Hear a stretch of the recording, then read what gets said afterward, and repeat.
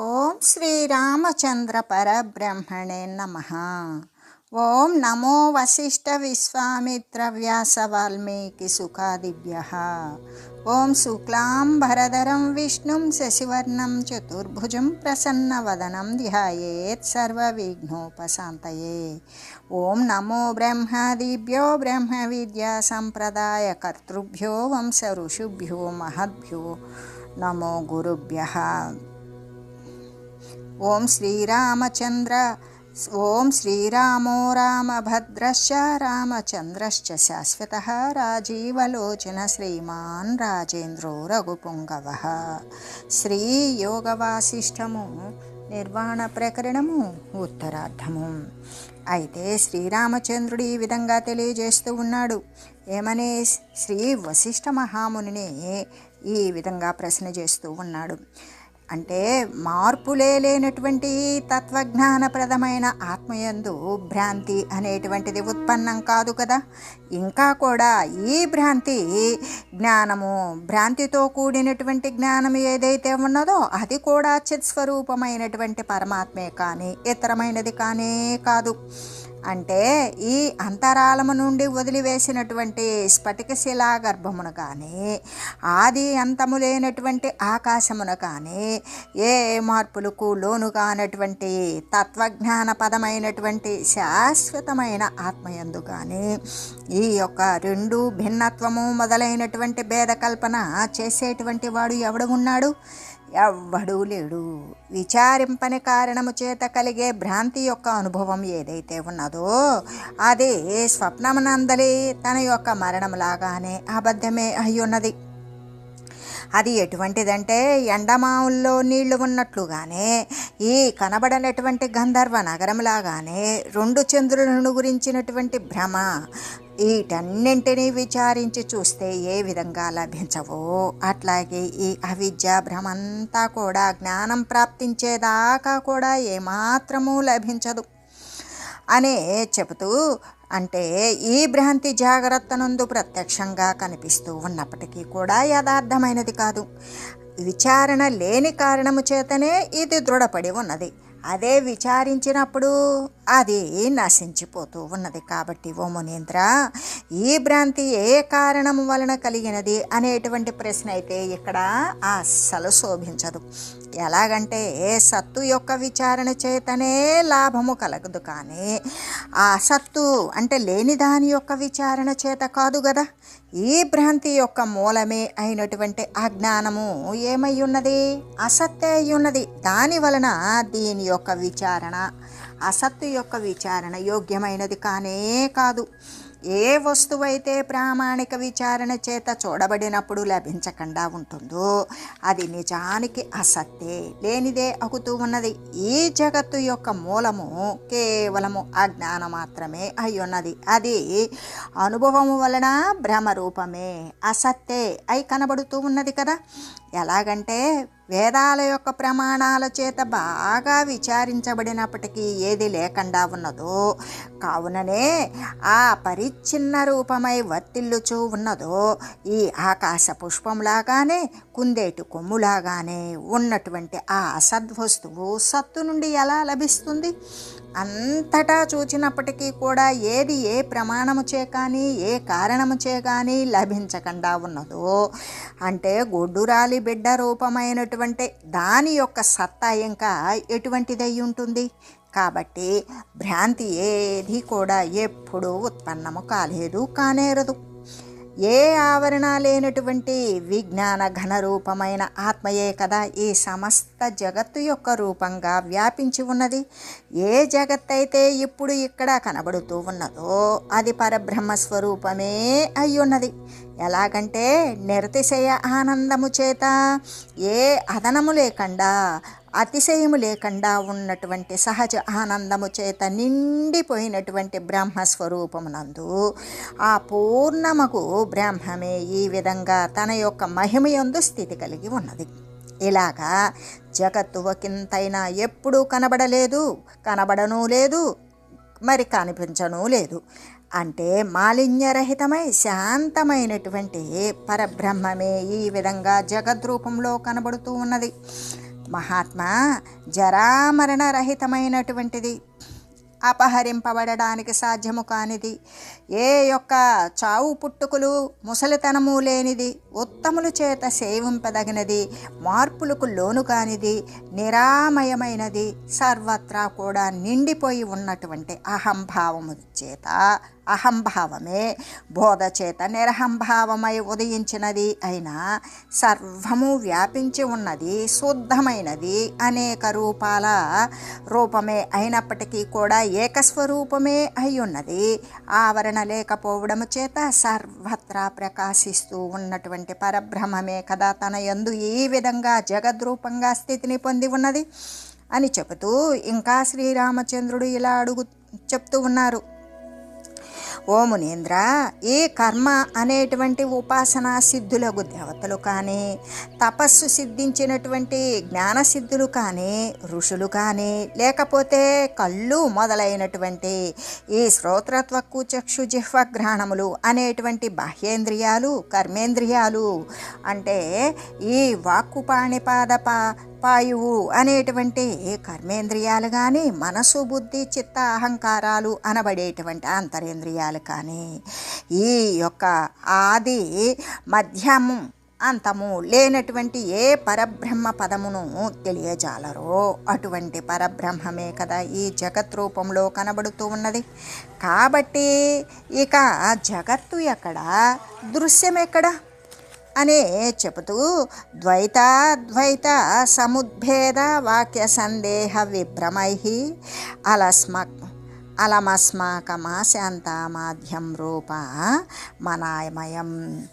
ఓ మునీశ్వర, రెండని, ఒకటని, ఇలా ఏకమని, భిన్నమని, అనేకమని వీటి యొక్క అనుసంధానము చేత మనస్సునందు ఉత్పన్నమైనటువంటి భేదాలుంటాయి కదా, ఆ భేదాలతోటి ఉత్పన్నమైన సందేహాలతోటి, ఆశ్చర్యాలతోటి మాకు ఎటువంటి ప్రయోజనము కూడా లేదు. ఆద్యస్వరూపమే, అసలు ప్రారంభము యొక్క స్వరూపమే సృష్టికి పూర్వము కూడా ప్రసిద్ధమై ఉన్నదే. సర్వమునందు, సర్వ ప్రదేశాలు, సర్వకాలాలు, సర్వ అవస్థల యందు శాంతమై నిర్వికారమైనటువంటి ఏ బ్రహ్మమైతే ఉన్నదో అదే కదా ఈ సమస్త జగద్రూపంగా కూడా కనబడేటువంటిది.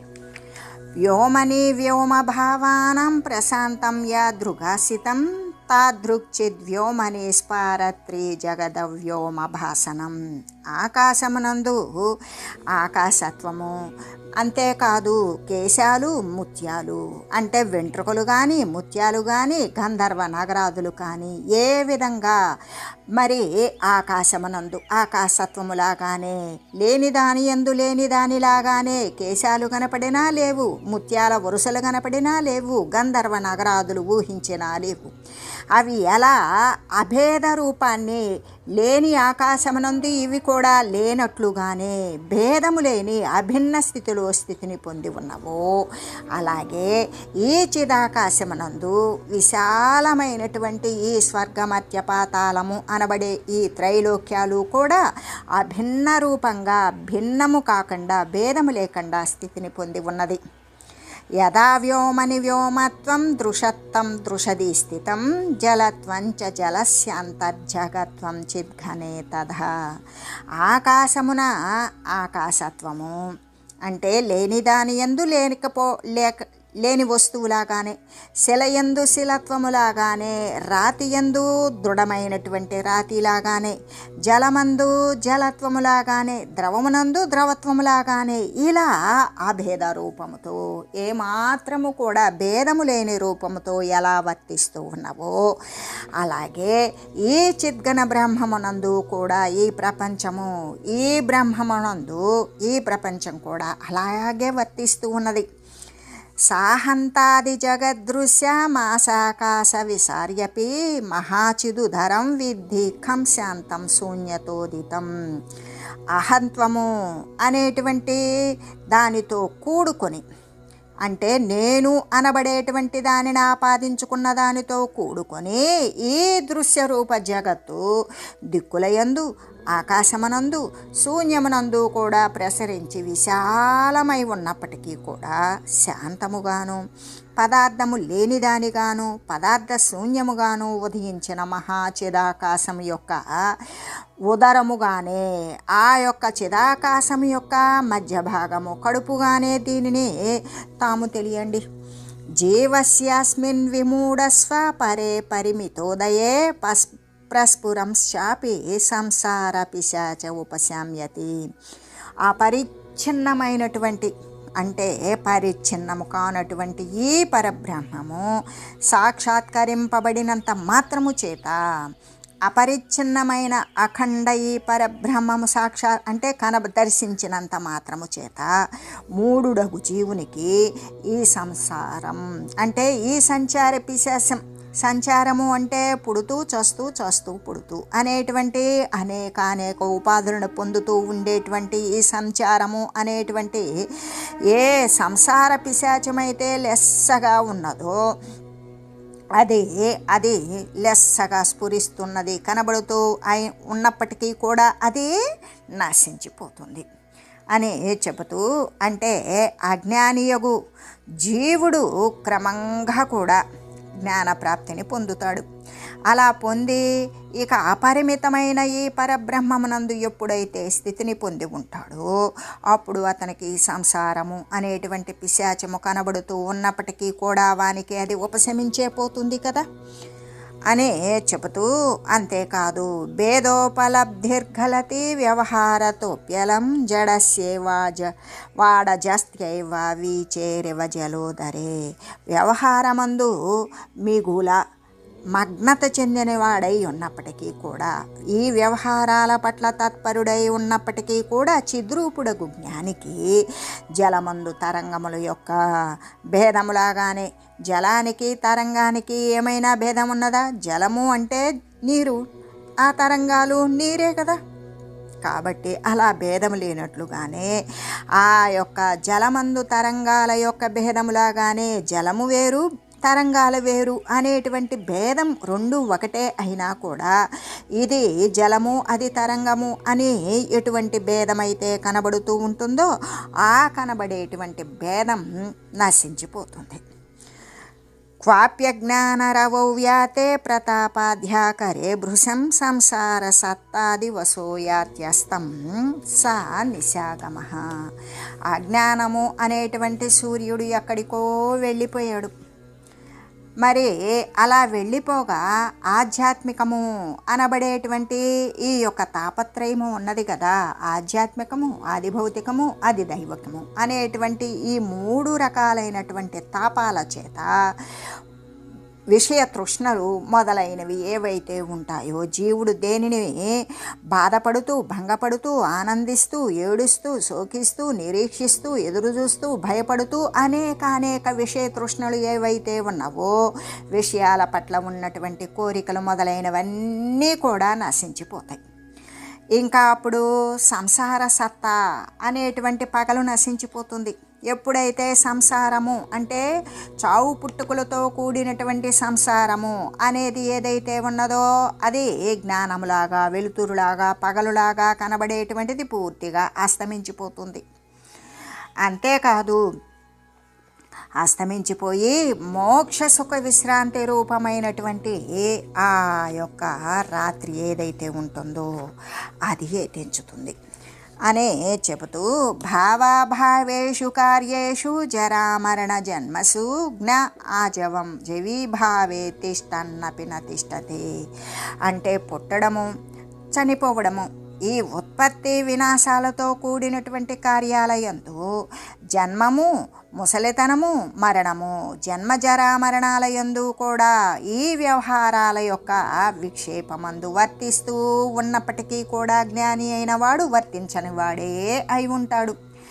ఎలాగంటే ఈ ఉత్పత్తి అంటే పుట్టడము చావడముతో కూడినటువంటి కార్యాలయందు ముసలితనము పుట్టుక, ముసలితనము మరణము మొదలైనటువంటి జన్మలయందు కూడా వ్యవహార వేగమందు జ్ఞాని స్థితి కలిగి ఉన్నప్పటికీ కూడా అక్కడ ఆ వ్యవహార జ్ఞానమందు లేనివాడే అగుతూ ఉన్నాడు కదా అనే చెబుతూ, వాస్తవానికి అంటే నా విద్యాస్తి హనద్భ్రాంతిర్నా దుఃఖం నా సుఖోదయ విద్యా సుఖం దుఃఖమితి బ్రహ్మైవ నిర్మలం.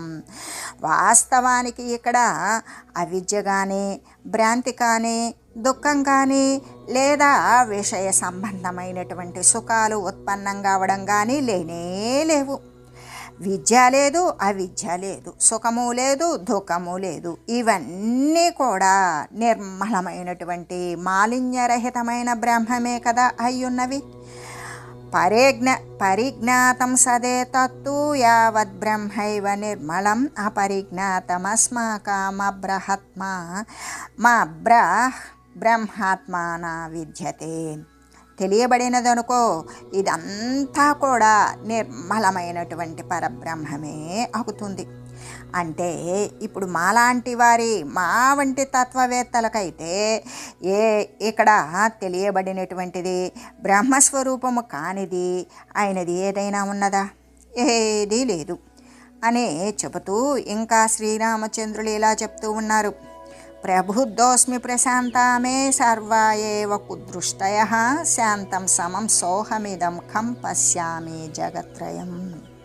మహాత్మా, నేనైతే ఇప్పుడు ప్రబుద్ధుడనయ్యాను, జ్ఞానమునందు మేల్కొని ఉన్నాను.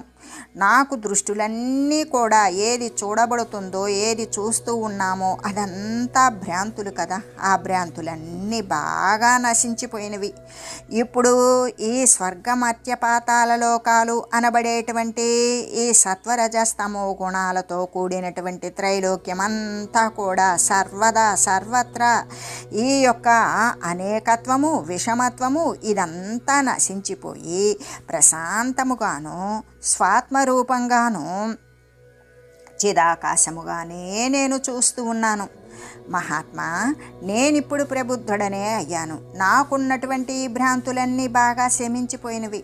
ఇప్పుడైతే ఈ త్రైలోక్యమునంతా కూడా సర్వదా ద్వైతము, విషమత్వము అనేటువంటిది నశించిపోయి ప్రశాంతముగా నా యొక్క స్వాత్మస్వరూపముగానే చిదాకాశముగానే కాంచుతూ చూస్తూ ఉన్నాను. సమ్యజ్ఞాతం యావదిదం జగద్బ్రహ్మైవ కేవలం ఆజ్ఞాతాత్మ భవద్బ్రహ్మాజ్ఞాతాత్మన్యధునా స్థితం. బాగా తెలియబడినదనుకో ఈ జగత్తంతా ఏమై ఉంటుంది అంటే కేవలం బ్రహ్మమే అయి ఉంటుంది. కాబట్టి ఓ మునీంద్ర, నేను పూర్వకాలమునందు ఒకడను, ఇప్పుడు మరి ఒకడను అయి ఉండలేదు. ఏ బ్రహ్మము పూర్వమున యందు తన ఆత్మను తెలియకుండా ఉన్నదో ఆ బ్రహ్మమే ఇప్పుడు తన యొక్క ఆత్మను తెలిసి దాని యొక్క రూపమున స్వస్వరూపమున నెలకొని ఉన్నది. అంటే తత్వజ్ఞానము చేత బాగా తెలియబడిన వెంటనే ఈ జగత్తంతా కేవలము బ్రహ్మమే అంటే ఆత్మయే అయి ఉన్నది. నేను పూర్వం ఒకడునుగా ఉండి ఇప్పుడు మరి ఒక రూపాన్ని అయితే నేను పొందలేదు. ఏ బ్రహ్మము పూర్వమున యందు ఆత్మను ఎరుగనదిగా ఉన్నదో ఆ బ్రహ్మమే ఇప్పుడు ఆత్మను ఎరిగింది. ఆ ఎరిగి నా యందు స్వస్వభావము నందు స్థితి కలిగి ఉన్నది. ఇంతే అజ్ఞాన స్థితి యందు తాను బ్రహ్మము కంటే ఇతరముగా లేదని కదా మనకి ద్యోతకమవుతూ ఉన్నది అని చెబుతూ, అంతేకాదు జ్ఞాతాజ్ఞాతమవిర్భావం భాసం బ్రహ్మైకమజరం తదా శూన్యత్వైకత్వనీలత్వారూపమేకం నభోయధ. ఆకాశము ఒక్కటే శూన్యత్వంగా ఉంటుంది, నీలత్వంగా ఉంటుంది, ఏకత్వ రూపమై ఉన్నట్లుగానే ఈ యొక్క ముసలితనము, మరణము, జన్మము ఇవన్నీ నశించిపోయి తనకంటే కూడా వేరైనటువంటి జ్ఞానము అజ్ఞానములు రెండు లేనిది అయినటువంటి ఏ బ్రహ్మమైతే ఒక్కటియే అయ్యున్నదో అది జ్ఞాత అజ్ఞాత రూపమంతా కూడా అయ్యున్నది కదా. తెలిసేది తెలియబడేది అంతా కూడా అయ్యున్నది.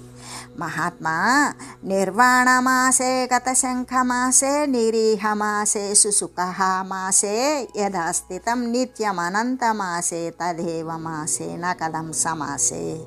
మహాత్మా ఇటువంటి జ్ఞానము ఉత్పన్నం అవ్వడం వలన నేనిప్పుడు మోక్షతత్వాన్ని పొంది నిర్వాణ రూపుడనే అయ్యున్నాను. ఆ జ్ఞానము వలన సంశయరహితుడనై సంశయాలు నశించిన వాడనే కనబడుతూ ఉన్నాను. ఇంకా ఏ కోరిక కూడా లేకుండా ఉన్నాను. విక్షేపరహితమైన దేనికి బాధ నొందనటువంటి ఆత్మసుఖమునందు నిత్యము శాశ్వతముగా స్థితిని పొంది ఉన్నాను. అంటే యథాస్థితమై నిత్యమై ఆది అంతము లేనటువంటి అనంతమైన ఆత్మయందు నేను వెలయుచూ ఉన్నాను. బ్రహ్మభావము నుండి ఏమాత్రము కూడా జారనటువంటి చ్యుతిని కలిగించేటువంటి అజ్ఞానము మొదలైన వాటి యొక్క భావము లేనివాడనై నేనిప్పుడు సర్వరూపమగు బ్రహ్మమునందు ఎందుకు వర్తింపకుండా ఉంటాను అంటే నేను బ్రహ్మమునందే సదా వర్తిస్తూ ఉన్నాను అనే కదా చెప్పడం. సర్వం సదైవాహమనంతమేకం నాకించిదేవాప్యధవాతి శాంతః సర్వం నకించిచ్చ సదేకమస్మి నచాస్మి చేతి యమహోను శాంతి. నేను సర్వదా సర్వ ప్రదేశాలయందు సర్వకాలములయందు సర్వరూపమై ఆది అంతము లేనటువంటి అనంతమై ఏకమైనటువంటి బ్రహ్మమే అయ్యున్నాను. లేక సర్వ ఉపద్రవాలు కూడా నశించిన వాడనై పదార్థ రూపము ఒకంతైనా కానివాడనై సర్వానికి ఆధారమై రెండవది లేని అయినటువంటి సద్రూపమై నేను వెలయుచూ ఉన్నాను. దేశము కాలము మొదలైనటువంటి ఆధారాలు అనేటువంటివి లేకనే ఆ భావమే లేకుండా అభావము చేత ఎచటను నేను లేకుండా ఉన్నాను. ఆహా, ఇటువంటి నిర్వాణము అనే పరమశాంతి ఆశ్చర్య రూపమై ఉన్నది అనే చెబుతూ నేను సర్వదా సర్వరూపమై అనంతమై ఏకమైనటువంటి బ్రహ్మమే కదా నేను అయ్యున్నాను. లేకపోతే ఇంకా సర్వోపద్రవరహితమై పదార్థ రూపము ఒకంతైనా కూడా కానిది సర్వానికి ఆధారభూతమై రెండవది లేనిది అయినటువంటి సద్రూపమై నేను వెలయుచూ ఉన్నాను. దేశము కాలము మొదలైనటువంటి ఆధారాల యొక్క అభావము చేత వాటిని భావించకపోవడము చేత ఎచటను లేకయున్నాను.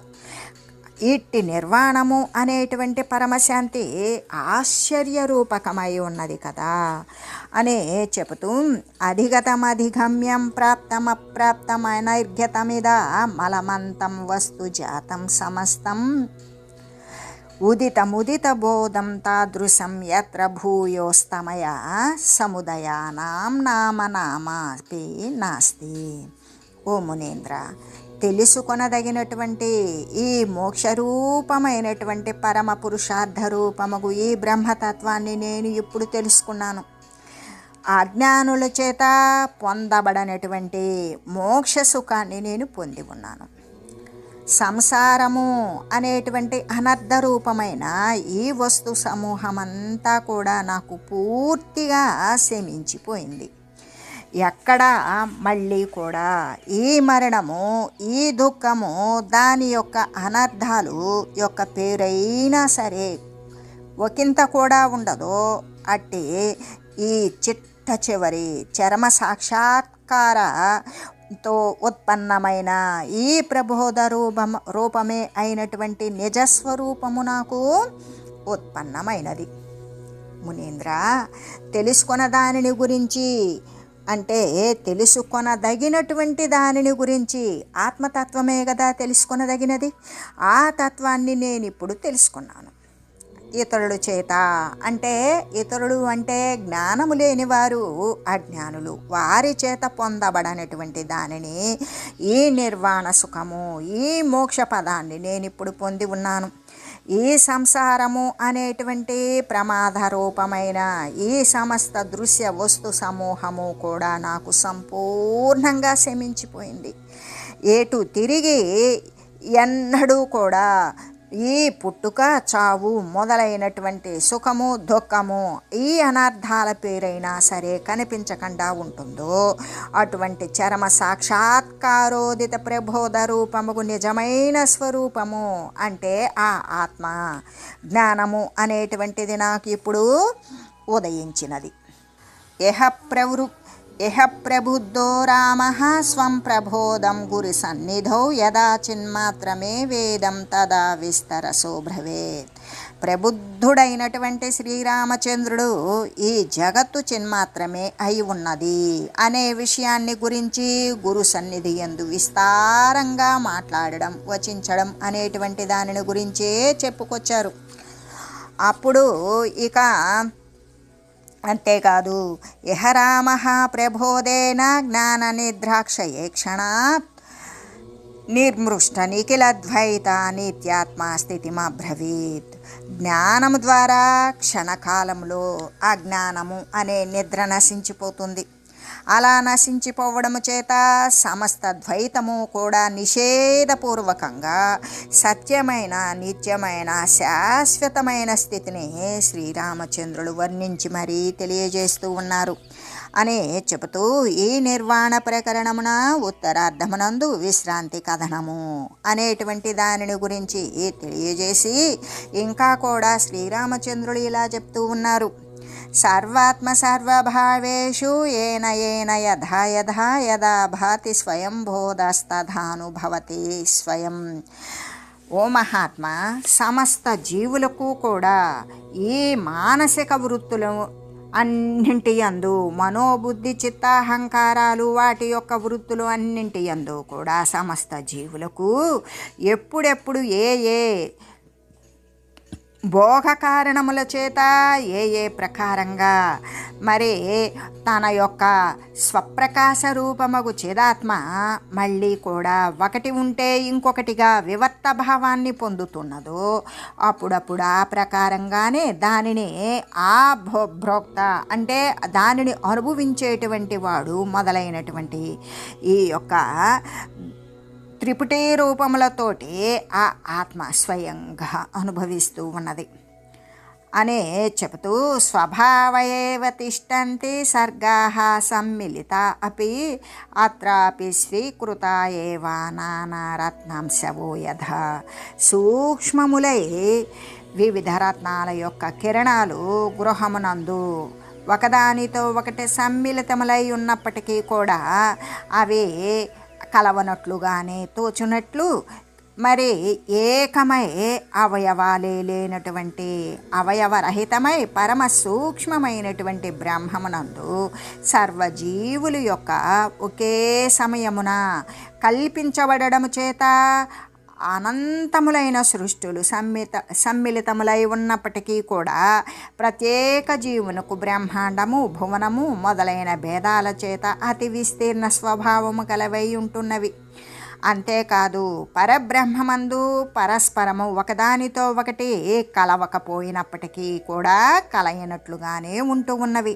ఎలాగంటే ఆ సృష్టులు అవయవాలు లేనటువంటి అవయవరహితమైన ఈ బ్రహ్మమున దాని యొక్క తాదాత్మ్యము అంటే దాని యందు మగ్నత చెందడం అనేటువంటి కల్పన ద్వారా వాటిని స్వాత్మీకరింపబడినవి అంటే మహాసూక్ష్మాలుగా గావించబడినవి.